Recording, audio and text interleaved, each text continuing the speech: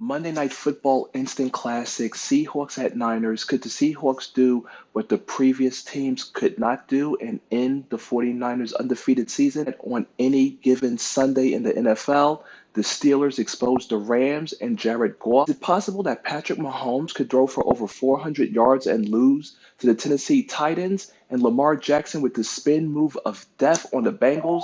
And you've entered the Sports Opinion Log here on LexAnderson World. I'm LexAnderson. So if you're down with all things NFL, AFC, NFC, do the right thing, sports fans. Subscribe to the channel and press the bell icon to stay notified for any and all upcoming future videos.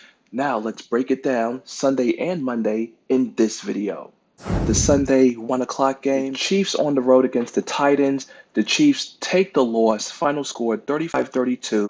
Patrick Mahomes 446 yards, 3 touchdowns, including a jump pass touchdown.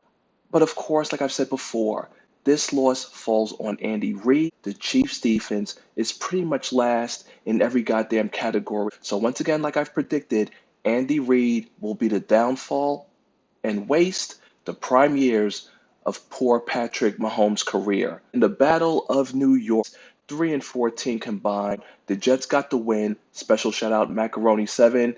You're holding it down for your team. Final score 34-27.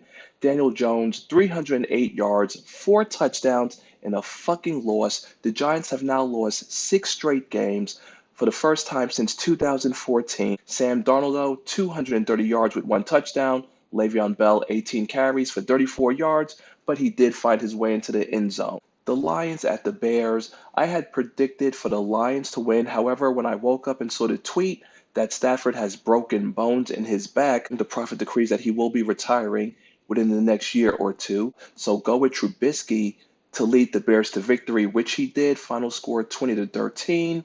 Trubisky with a season-high 3 touchdowns. Jeff Driscoll in place of Matthew Stafford, 27 for 46, 269 yards, 1 TD and 1 INT. Ravens at the still winless Bengals for 49-13.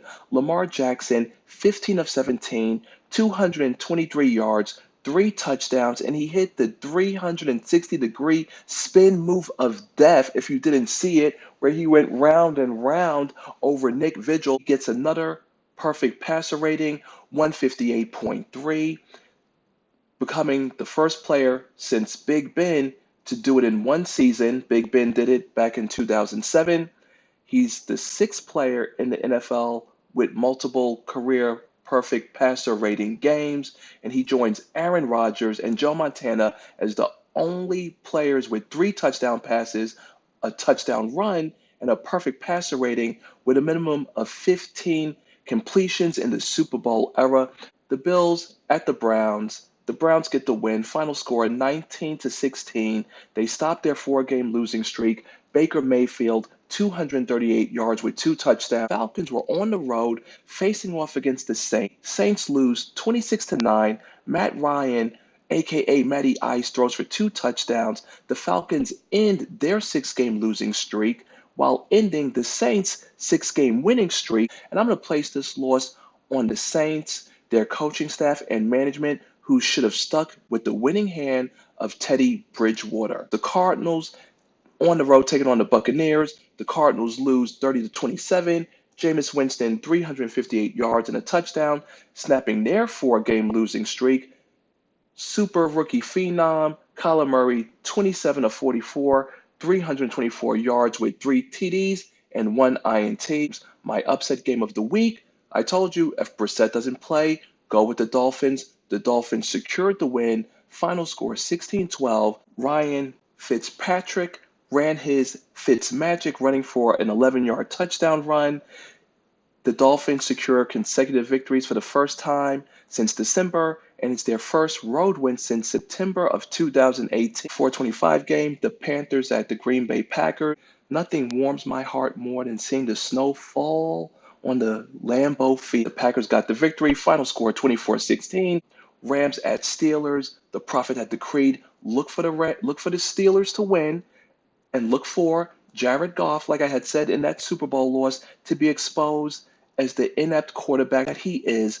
Final score, Steelers win 17-12 as Steelers safety Minkah Fitzpatrick worked his Fitzmagic, recovering a fumble, taking it to the house, 43 yards. Jared Goff, 22 of 41 for 243 yards with two INTs, 1 and 14 on third down. Cooper Kupp held without a catch for the second time in his career. Gurley with his bad knee, 12 carries, 73 yards. I told y'all the Rams offense was fake. I told you Sean McVay, Jared Goff were one-trick ponies. I told y'all that McVay calling the plays in Jared Goff's ear meant that he cannot function on his own. He can't do audibles. He can't change plays. Hell, he clearly can't read defenses going 1 for 14 on third down. Not that I'm complaining, but I, the prophet, had decreed Jared Goff, one trick pony. Sean McVay, don't believe in him. And the proof is in the pudding as the Steelers secured a very critical and crucial victory to move over 500. And now all of a sudden, look who's in the playoff hunt. Go Steel City or Steeler Nation, Steel Curtain, hashtag the defense is back in form. And you know what's also back in form? The Cowboys losing on a primetime game. Sunday Night Football. Dallas loses 28-24 despite Dak Prescott, 397 yards, 3 touchdowns, 1 INT. Ezekiel Elliott, the holdout millionaire, does nothing against a superior team. 20 carries, only 47 yards. Amari Cooper, 147 with receiving yards with 1 touchdown. But Dalvin Cook outdueled Ezekiel Elliott, 26 carries, 97 yards with 1 touchdown, including 86 receiving yards. Kirk Cousins, 222 yards, 2 touchdowns. Mind you, there was no Thielen. This is an inexcusable loss by the Cowboys in prime time in their house. Totally unacceptable. The Vikings beat a winning team on the road for the first time in nearly 2 years. They were 0-9-1, and Cousins gets his second win in 8 games versus Dallas. Cowboys, just when you think they could do something, they can't. And outside the NFC East, they're 1-4. So what does that say? That says that they're Super Bowl pretenders. You know me so well. And finally, the game of the week, like I had predicted, upset game of the week, because people don't believe the prophet who knows the history of the game. I had told y'all the Seahawks own the 49ers. I told y'all Russell Wilson, Seahawks, undefeated on the road. I told y'all Josh Gordon would be there to play, and we had a Monday Night Football overtime thriller. Final score, Seahawks 27, 49ers 24. The Niners are no longer undefeated. Russell Wilson secures the win as Jason Myers kicks a 42-yard field goal to secure the win. Russell Wilson, 24 of 34, 232 yards, 1 TD with 1 INT, but that INT was the second INT in the red zone in overtime thrown in 25 years. The first one, Jacoby Brissett in 2017, also against the Niners. Josh Gordon was key with critical third down catches in the fourth quarter and in overtime. Both defenses came to play. It was truly a physical, classic game. But of course, the prophet gets the win. Russell Wilson held me down. He salvaged my Week 10 predictions. I go for 7 wins with 6 losses. Thank you, Russell Wilson, for salvaging my Week 10 predictions.